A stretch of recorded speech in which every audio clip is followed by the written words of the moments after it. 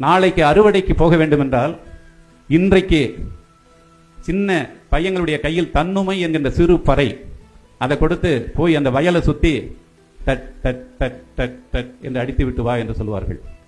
ஏன் தெரியுமா?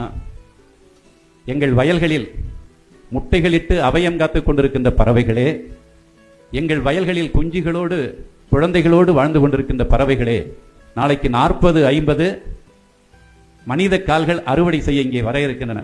எனவே இந்த மனித கால்களால் உங்களுடைய குழந்தைகள் நசுங்கி இறந்து விடக்கூடாது.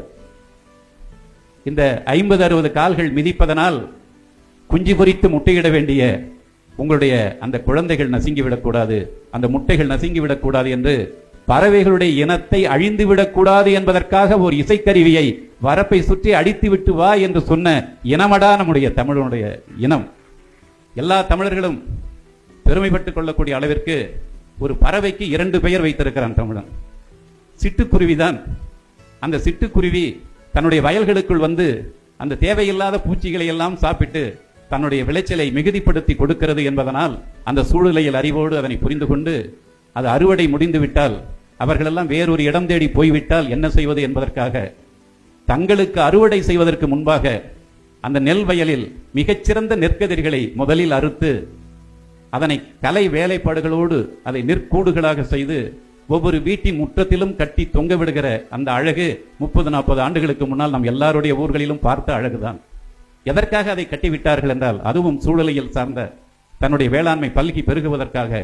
அந்த சிட்டுக்குருவிகளுக்கு அவன் என்ன பேர் வைத்தான் தெரியுமா? ஊர்க்குருவி என்று பேர் வைத்தான்.